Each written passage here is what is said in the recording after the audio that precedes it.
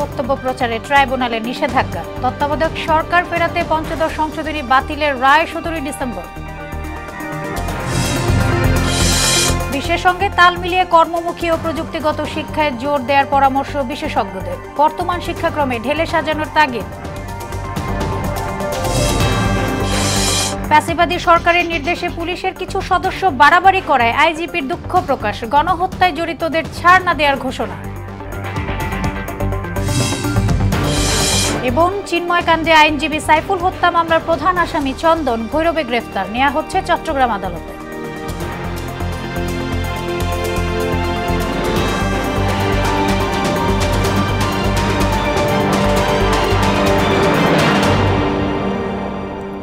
আসসালামু আলাইকুম, সবাইকে স্বাগত মোহনা সংবাদে। শুনছিলেন শিরোনাম, আর পুরোটা সংবাদ জুড়ে আছি আমি সোনিয়া ইসলাম।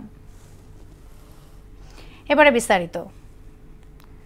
ভারতে পলাতক সাবেক প্রধানমন্ত্রী শেখ হাসিনার বিদ্বেষমূলক বক্তব্য সামাজিক যোগাযোগ ও গণমাধ্যমে প্রচারে নিষেধাজ্ঞা জারি করেছেন আন্তর্জাতিক অপরাধ ট্রাইব্যুনাল। সেই সঙ্গে সামাজিক সহ সব যোগাযোগ মাধ্যম থেকে ওই সব বক্তব্য সরিয়ে ফেলতে বিটিআরসিকে নির্দেশ দেওয়া হয়েছে। প্রসিকিউশনের আবেদনের প্রেক্ষিতে দুপুরে বিচারপতি গোলাম মুর্তুজা মুজেমদারের নেতৃত্বাধীন 3 সদস্যদের প্যানেল এই আদেশ দেন। গত 5 আগস্ট গণ অভ্যুত্থানের মুখ দেশ ছেড়ে পালিয়ে যাওয়া শেখ হাসিনা ভারত থেকে অন্তর্বর্তীকালীন সরকারকে নিয়ে নানা ধরনের মন্তব্য করে যাচ্ছেন। নেতাকর্মীদের সঙ্গে ফোনে কথা বলে সেই বক্তব্য আবার নিজেই ছড়িয়ে দিতে বলছেন। এদিকে বহুল আলোচিত তত্ত্বাবধায়ক সরকার ব্যবস্থা ফেরাতে সংবিধানের পঞ্চদশ সংশোধনী বাতিলের রায় দেয়া হবে আগামী 17 ডিসেম্বর। সকালে বিচারপতি ফারা মাহবুব ও বিচারপতি দেবাশিস রায়চৌধুরীর দ্বৈত বেঞ্চ এদিন ধার্য করেন। 2011 সালের 30 জুন জাতীয় সংসদে পঞ্চদশ সংশোধনী পাশ হওয়ার মধ্য দিয়ে তত্ত্বাবধায়ক সরকার ব্যবস্থা বাতিল করা হয়। গত 19 আগস্ট পঞ্চদশ সংশোধনী কেন অবৈধ হবে না তা জানতে চেয়ে রুল জারি করেন হাইকোর্ট। এরপর 22 অক্টোবর রুলের শুনানির জন্য 30 অক্টোবর দিন ধার্য করেন হাইকোর্ট।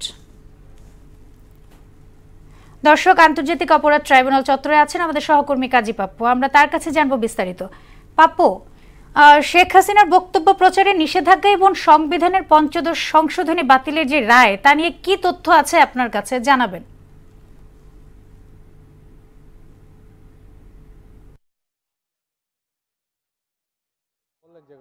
জুলাই আগস্ট গণহত্যা, 5 আগস্ট যখন শেখ হাসিনা দেশ ছেড়ে পার্শ্ববর্তী দেশ সাবেক প্রধানমন্ত্রী পার্শ্ববর্তী দেশ ভারতে পালিয়ে গেছেন, তারপরে বেশ কিছুদিন পর থেকে কিন্তু তার বেশ কিছু বক্তব্য বিভিন্নভাবে তিনি নেতাকর্মীদের সাথে কথা বলেছেন এবং সেই বক্তব্য কিন্তু ভাইরাল হয়েছে, যেখানে বেশ কিছু বক্তব্য রয়েছে যেটা সাংঘর্ষিক ছিল। যেমন তিনি একটা বক্তব্য দিয়েছেন যেখানে বলা হয়েছে যে 227টি মামলা হয়েছে, অর্থাৎ 227 জন হত্যা করার লাইসেন্স তিনি পেয়ে গেছেন, এরকম একটা কথা বলছেন। আবার একটা জায়গায় তিনি বলেছেন যে ওরা যেভাবে তোমাদের ঘর বাড়ি পুড়েছে ওদেরও তো ঘর বাড়ি হয়েছে, এটাও একটা তিনি বক্তব্য বলছেন। এবং এছাড়া তিনি তার একটি কোড নিয়ে ঢাকা হিন্দুস্তান টাইমস একটা কোট করেছে যে জুলাই আগস্ট গণহত্যার মূল পরিকল্পনাকারী ছিলেন ডক্টর মোহাম্মদ ইউনূস, এইরকম একটা বক্তব্য। যেই বক্তব্যগুলো আসলে বিদ্বেষ ছড়ায়, যে বক্তব্যগুলো জনমানুষের ভিতরে আতঙ্ক ছড়াবে, সেই বক্তব্য কিন্তু আজকে আন্তর্জাতিক অপরাধ ট্রাইব্যুনাল সেই সব বক্তব্য আর যাতে ফেসবুক বা বিভিন্ন সামাজিক মাধ্যমে ছড়ানো না হয় সেই নির্দেশটি দিয়েছে। এবং এটার কারণে যে যারা আসলে ট্রাইব্যুনালের সাক্ষী দেওয়ার কথা বা যাদের সাথে ট্রাইব্যুনাল প্রসিকিউশন টিমগুলো কথা বলেছে তারা কিন্তু এখন একটু ভীত সংগ্রস্ত রয়েছে যে তারা যদি সাক্ষী দেয় তারপর পরবর্তীতে তাদের উপরে কোনো হামলা হবে কিনা, এই ভীত সংগ্রস্ত রয়েছে। এবং পরবর্তীতে তাদের যে মামলা, তাদেরকে যে সাক্ষী হিসেবে ট্রাইব্যুনালে হাজির করবে সেখানেও একটা সন্দিহান রয়েছে, যার কারণেই কিন্তু প্রসিকিউশন টিম তারা এই বক্তব্যটি দিয়েছে যে শেখ হাসিনার যত বক্তব্য রয়েছে সেগুলোকে সরিয়ে দিতে হবে এবং কোনো গণমাধ্যম যাতে সেই বক্তব্যগুলো আর কখনো প্রচার না করে এবং ইমিডিয়েটলি খুব দ্রুতই যেসব বক্তব্য আগে করা হয়েছে সেই সব বক্তব্য যাতে সরিয়ে ফেলা হয়। কিন্তু বলা হচ্ছে যে একটা জিনিস জানা হচ্ছে যে প্রসিকিউশনের কাছে প্রশ্ন করা হয়েছিল যে ফেসবুক কিংবা টুইটার কিংবা ইনস্টাগ্রাম যেগুলো রয়েছে সেগুলো তো ইন্টারন্যাশনাল মাধ্যমে চলা হয়, তো সেখানে তারা আসলে কিভাবে নিষেধাজ্ঞাটা আনবে বা সেখান থেকে কিভাবে সরানো হবে। তখন প্রসিকিউশন কিন্তু বলেছেন যে তারা একটি অ্যাপ্লিকেশন করবে ফেসবুক বা বিভিন্ন সামাজিক যোগাযোগ মাধ্যমের এখানে, যে এই যে বক্তব্যগুলো এটা সাংঘর্ষিক এবং এটা দেশের মানুষের ভিতরে একটা ভয় ভীতি করতে পারে এবং মানুষের কাছে একটা আস্থাহীন হয়ে পড়বে। এই কারণে তারা এরকম একটা অ্যাপ্লিকেশন করবে যাতে এই বক্তব্যগুলো দ্রুত ফেসবুক থেকেও সরিয়ে ফেলা হয়। যেহেতু আমাদের দেশে বিটিআরসি ক্ষমতা রয়েছে, তারা সরিয়ে ফেলতে পারে, কিন্তু ইন্টারন্যাশনালি এটাকে সরাতে হলে কিন্তু আপনাকে বলে রাখতে হবে যে ফেসবুক তারা যখন সরাবে তখন কিন্তু এটাকে সরাতে হবে। তার জন্য তারা খুব দ্রুত একটা অ্যাপ্লিকেশন করবে, কারণ তারা বলেছেন যে যেই লোক পলাতক, যারা পলাতক আসামিরা কিন্তু আসলে এসব বক্তব্য দেওয়া যায় না। এবং আপনি জানেন যে যখন তারেক জিয়া দেশ ছেড়ে চলে গিয়েছেন, তারেক জিয়ার কোনো বক্তব্য কিন্তু মিডিয়াতে প্রচার করতে দেওয়া হয়নি, তার কোনো বিবৃতি প্রচার করতে দেওয়া হয়নি। তাই একজন আসামি কখনোই তার বক্তব্য প্রচার করতে পারে না গণমাধ্যমে। এই কারণেই কিন্তু মূলত তার এই ভয়ভীতি, তার এই বক্তব্য যে একটা ধ্বংসযজ্ঞ চালাতে পারে, মানুষের ভিতরে একটা আতঙ্ক তৈরি করেছে। সেই কারণেই কিন্তু প্রসিকিউশন আজকে এই ট্রাইব্যুনালে বলেছেন যে এই বক্তব্যগুলো যত দ্রুত সম্ভব সরানো উচিত এবং যাতে মানুষের ভিতরে আস্থা ফিরিয়ে আনা উচিত। কারণ এই আস্থা যদি না ফিরে তাহলে ট্রাইব্যুনালের বিচার কার্যে অনেক সমস্যা হতে পারে। সাক্ষীগণ ঠিক মতন সাক্ষী দিতে না আসতে পারেন, তারা ভয় ভীতিতে থাকবেন, এর জন্য সরিয়ে ফেলতে হবে। এবং আজকে কিন্তু দুইজন প্রধান যে চেয়ারম্যান, ট্রাইব্যুনালের চেয়ারম্যান গাজী গোলাম মর্তুজা মজুমদারের নেতৃত্বে আরেকজন ছিলেন, 3 জনের ট্রাইব্যুনাল বেঞ্চ ছিলেন, আজকে 2 জনের ট্রাইব্যুনাল বেঞ্চ ছিলেন। এবং আপনি আরেকটি যেটা জানতে চেয়েছেন যে পঞ্চদশ সংশোধনী যে বিষয়টি, সেটা আপনাকে যদি একটু বলি যে তত্ত্বাবধায়ক সরকার ব্যবস্থা বিলোপ করে আনা সংবিধান পঞ্চদশ সংশোধনীর যে বৈধতা নিয়ে শুনানি শেষ হয় 2011 সালের 30 জুন জাতীয় সংসদে পঞ্চদশ সংশোধনী বিল পাশ হয় এবং রাষ্ট্রপতি 2011 সালের 3 জুলাই তাতে অনুমোদন দেয়। ওই সংশোধনের মাধ্যমে তত্ত্বাবধায়ক সরকার ব্যবস্থা বাতিলের পাশাপাশি শেখ মুজিবুর রহমানকে জাতির পিতা হিসেবেও সাংবিধানিক স্বীকৃতি দেওয়া হয়। এছাড়া জাতীয় সংসদে নারীদের জন্য সংরক্ষিত আসন 45 থেকে বাড়িয়ে 50 করা হয়। সংবিধানের ধর্মনিরপেক্ষতা ও ধর্মীয় স্বাধীনতা পূর্ণবহাল এবং রাষ্ট্রীয় মূলনীতি হিসেবে জাতীয়বাদ, সমাজতন্ত্র, গণতন্ত্র ও ধর্মনিরপেক্ষতার নীতি সংযোজন করা হয়। এই সংশোধনী বাতিলের নির্দেশনা চেয়ে হাইকোর্টে রিট করেছিলেন সুশাসনের জন্য নাগরিকের সম্পাদক বদিউল আলম মজুমদার সহ 5 জন বিশিষ্ট। গত 19 আগস্ট হাইকোর্ট রুল জারি করেন সংবিধানের পঞ্চদশ সংশোধনী আইন কেন সংবিধানে বাতিল করা হবে না সেই বিষয়ে জানিয়েছেন। সেইটাই নিয়ে আজকে কথা বলেন এবং সেখানের রায়টি আপনার আগামী 17 ডিসেম্বর ঘোষণা করা হবে, এটাই আমাদেরকে জানিয়েছেন জামাতের যিনি আইনজীবী শিশির মনি। তো সোনিয়া, এই ছিল আমার কাছে সর্বশেষ ট্রাইব্যুনাল থেকে। পাপ্পু, আপনাকে ধন্যবাদ। 2026 সাল থেকে বর্তমান শিক্ষাক্রমকে ঢেলে সাজানো সহ নানা পরামর্শ দিয়েছে বিশেষজ্ঞরা। পাশাপাশি দেশীয় ও আন্তর্জাতিক প্রেক্ষাপট মাথায় রেখে কর্মমুখী ও প্রযুক্তি নির্ভর শিক্ষা ব্যবস্থায় জোর দিতে হবে। তবে পরিকল্পনা ও প্রয়োগে ঘাটতি থাকলে কোনো যুগোপযোগী শিক্ষা ব্যবস্থা কখনোই গড়ে তোলা সম্ভব হবে না বলে মনে করেন বিশেষজ্ঞরা। পাঠ্য বই ও শিক্ষাক্রম নিয়ে নাসির উদ্দিনের 3 পর্বের ধারাবাহিকের আজ শেষ পর্ব।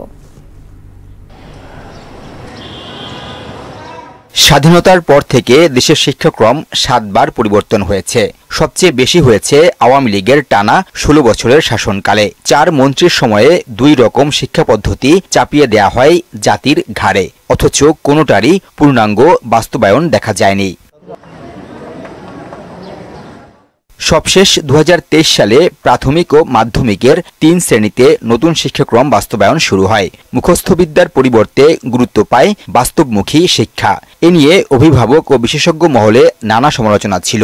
এর প্রেক্ষিতে কিছুটা পরিমার্জন করে 2025 সালে বই ছাপানোর উদ্যোগ নেয় অন্তর্বর্তী সরকার। এটার পরে আমরা ভাববো যে আগামীতে এই কারিকুলাম কিভাবে আবার পরিমার্জন করা যায় এবং সেই অনুযায়ী আমার বই পুস্তক।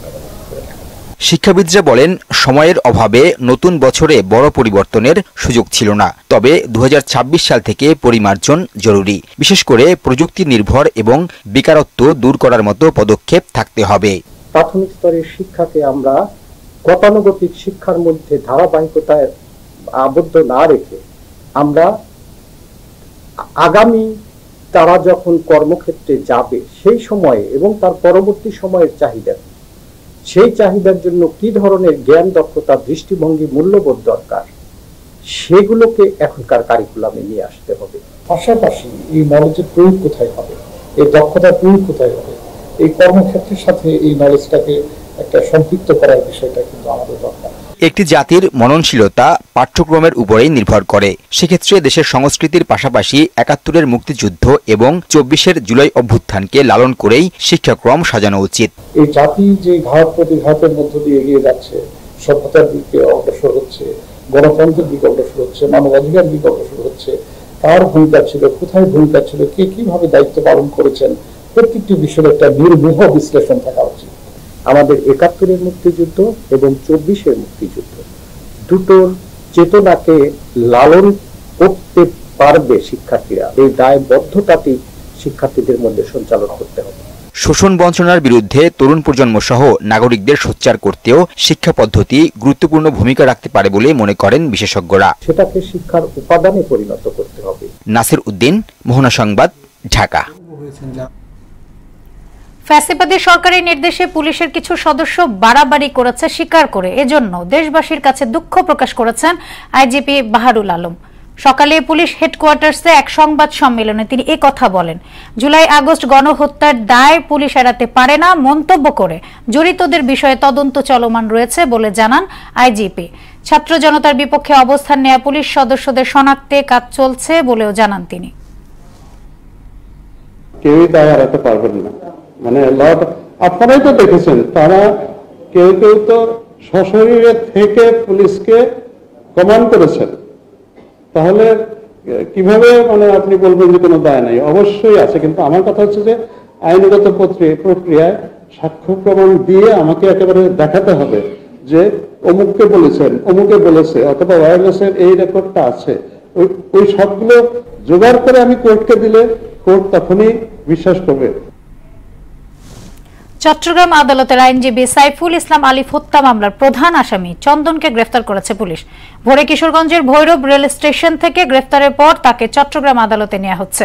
রাষ্ট্রদ্রোহ মামলায় সাবেক ইসকন নেতা চিন্ময় কৃষ্ণ দাসের গ্রেফতার ঘিরে গত ২৬ নভেম্বর আদালত পাড়ায় তাণ্ডব চালায় তার অনুসারীরা।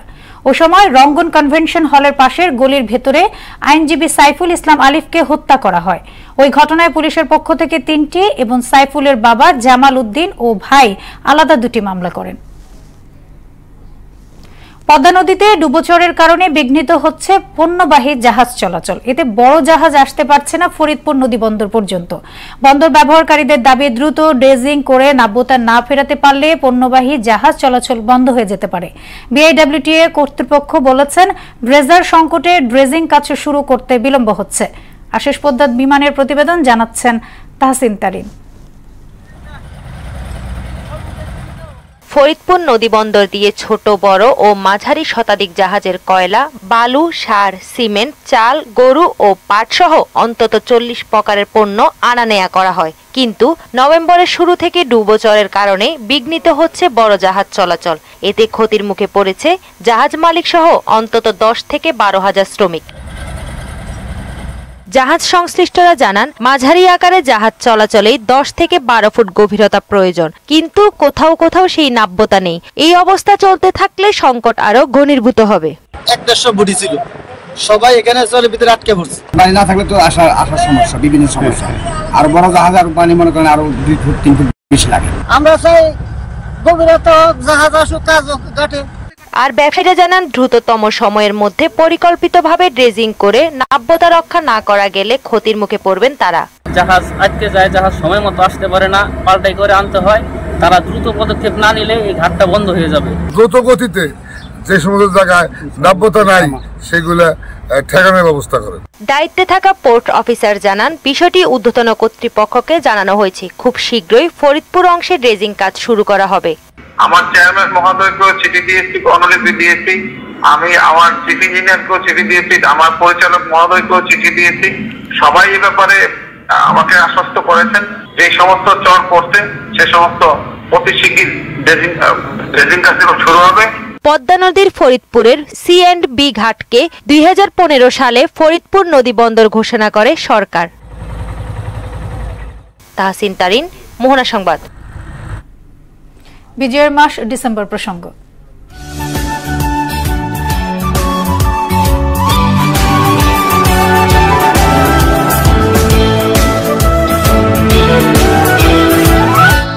মিত্রবাহিনীর তীব্র বিমান হামলায় পাকিস্তান সশস্ত্র বাহিনী যখন নাস্তানাবুদ, তখন প্রেসিডেন্ট ইয়াহিয়া খান বলেন চীনের সহায়তায় পূর্ব পাকিস্তানের মেরুদণ্ড চিরতরে গুড়িয়ে দেওয়া হবে।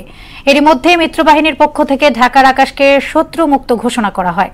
৭১-এর ৫ই ডিসেম্বরের খণ্ডচিত্র জানাচ্ছেন ইশতিয়াক হোসেন। বছরের পর বছর নিষ্পেষিত ও কোণঠাসা করে রাখা বাঙালি এতটা মারমুখী ও অপ্রতিরোধ হয়ে উঠবে তা ঘুণাক্ষরেও ভাবতে পারেনি পাকিস্তানি বাহিনী। ১৯৭১-এর এই দিনে তীব্র বিমান আক্রমণে পাকিস্তানিদের বিপর্যস্ত করে বাংলার আকাশকে শত্রুমুক্ত করার ঘোষণা দেয় মিত্রবাহিনী। নৌপথে যুদ্ধের শুরুতেই যুক্তরাষ্ট্রের কাছ থেকে পাওয়া পাকিস্তানের সাবমেরিন পিএমএস গাজী ধ্বংস করে দেয় মুক্তিসেনারা। এমন বিপর্যয়কর অবস্থায় ডন পত্রিকাকে দেয়া সাক্ষাৎকারে পাকিস্তানের প্রেসিডেন্ট ইয়াহিয়া খান বলেন, চীনের সহায়তায় মিত্রবাহিনীকে এমন শিক্ষা দেয়া হবে যে বাংলার জনগণ কোনোদিনও মাথা তুলে দাঁড়াতে পারবে না।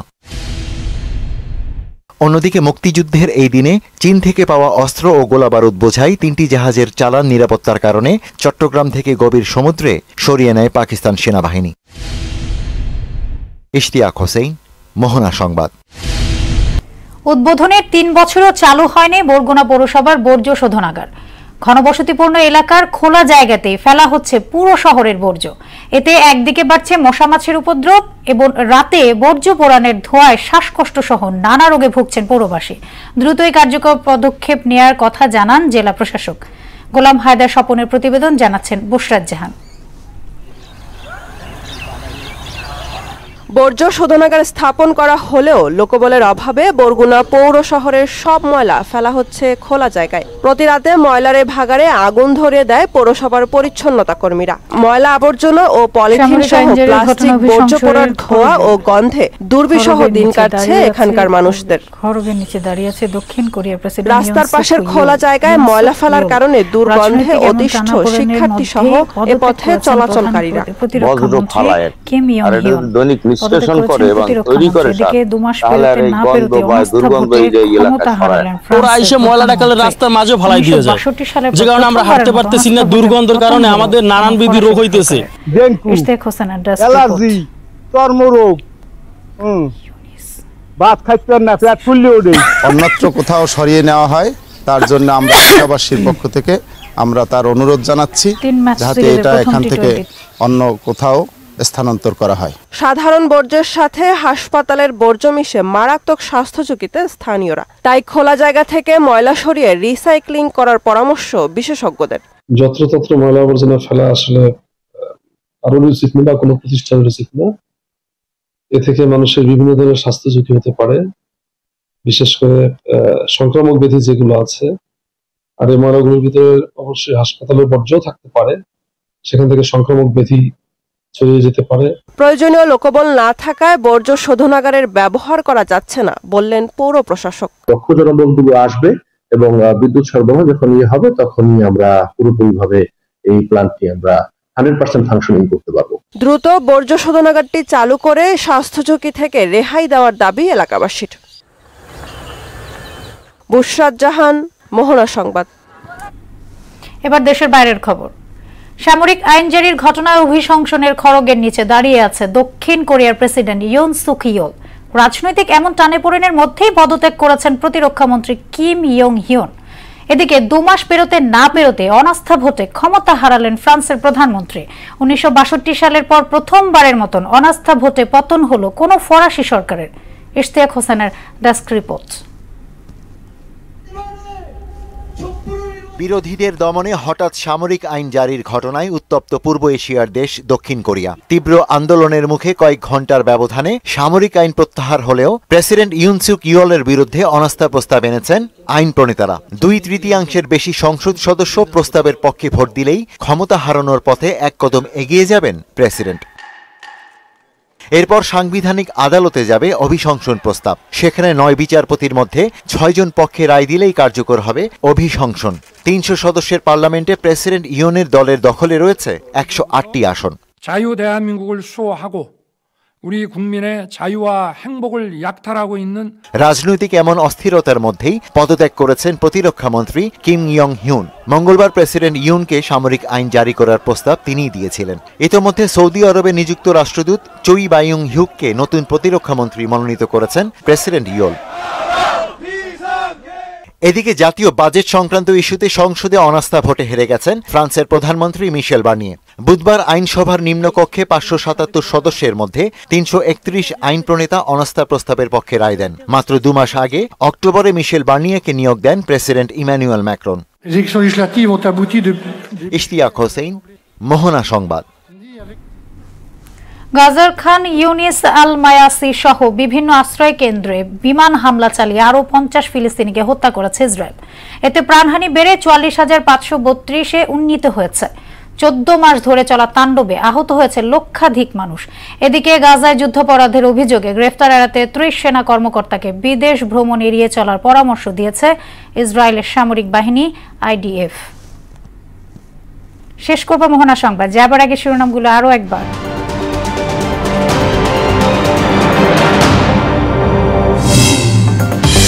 শেখ হাসিনার বিদ্বেষমূলক বক্তব্য প্রচারে ট্রাইব্যুনালের নিষেধাজ্ঞা। তত্ত্বাবধায়ক সরকার ফেরাতে পঞ্চদশ সংশোধনী বাতিলের রায় 17 ডিসেম্বর। বিশ্বের সঙ্গে তাল মিলিয়ে কর্মমুখী ও প্রযুক্তিগত শিক্ষার জোর দেওয়ার পরামর্শ বিশেষজ্ঞদের। বর্তমান শিক্ষাক্রমে ঢেলে সাজানোর তাগিদ। ফ্যাসিবাদী সরকারের নির্দেশে পুলিশের কিছু সদস্য বাড়াবাড়ি করায় আইজিপির দুঃখ প্রকাশ। গণহত্যার জড়িতদের ছাড় না দেওয়ার ঘোষণা।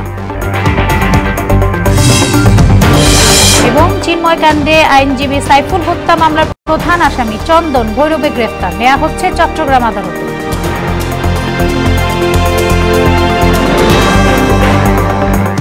এই ছিল মোহনা সংবাদে। পরবর্তী সংবাদ বিকেল 5:30টায়। এর আগে সংবাদ এক নজর দেখবেন বেলা 3টায়। মোহনার সবশেষ খবর জানতে ভিজিট করুন www.mohana.tv। সংবাদ দেখতে পারেন ফেসবুক, ইউটিউবে। এতক্ষণ সঙ্গে থাকার জন্য ধন্যবাদ সবাইকে।